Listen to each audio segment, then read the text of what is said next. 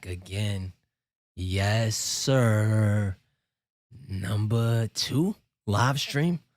Let's get it. I'm gonna play with y'all. Shout outs to the 33 of y'all who watched my live yesterday. That was number one. This is number two.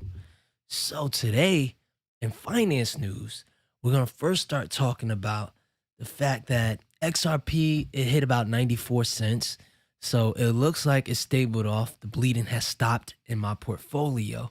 And the big news that we got going on today, well, that was yesterday, was that XRP, they lost a filing with the judge, which I never thought was going to go through in the first place. But basically, they wanted the SEC, all of their employees, to send their portfolio history.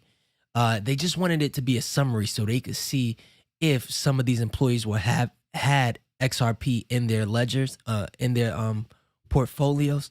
So the judge struck that down. Like I said, I didn't think that was gonna go through in the first place, but they tried. They wanted to have that towards their because they thought that it was gonna help their fair notice defense. But I think they already got enough evidence to win, so it's not a big deal that they lost that case. So we'll move on to the second topic, which was the House, Nancy Pelosi in the House, they passed a bill that was going to avoid a government shutdown, which to me means nothing because the way it works is the House gets it, they pass the bill, and then it has to get to the Senate. I don't think the Senate's going to pass the bill, which is going to be interesting because the U.S. they have never not paid their bills. So it's kind of funny that, that they're not going to, that their Republicans are thinking about shutting it down. So I'm just gonna read you a couple clips that I have pulled for it. The chamber approved the plans in a 211 vote. All Democrats voted for it, and all Republicans opposed this bill.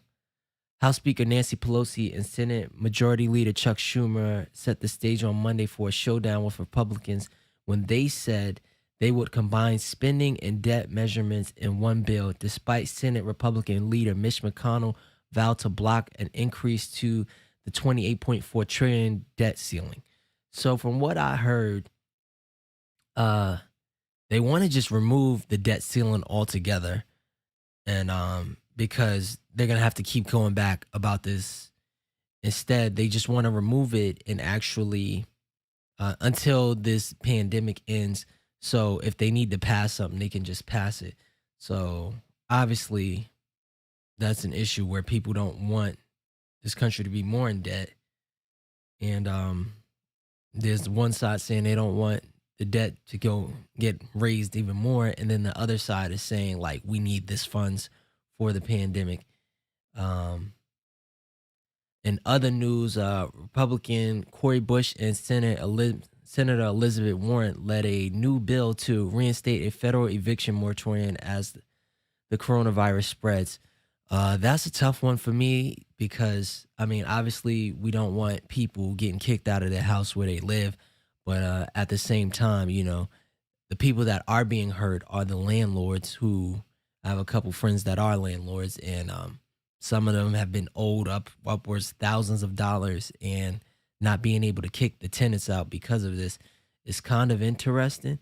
But on top of it, the government has failed the people in general because they did have there was supposed to be funds for all of these this not to happen to pay back rent, but for some reason the systems or whatever, the government is just messed up. They haven't really been able to distribute the funds, so it hasn't really worked out that well. It says the Supreme Court last month shot down a ban put in place by the Biden administration to try to extend this.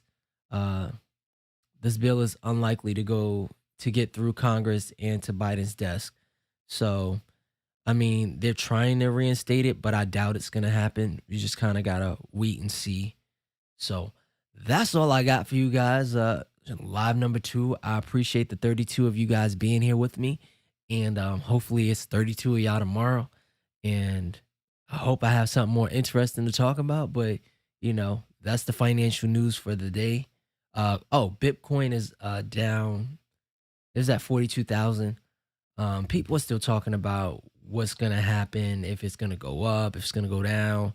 Like some of the people that I follow are saying, between 44 and 51, usually if it sits around there too long, then usually it crashes, which it was at. It was in between 44 and like 50,000 for the last couple weeks. So yeah, that's all I got for y'all. Stay tuned.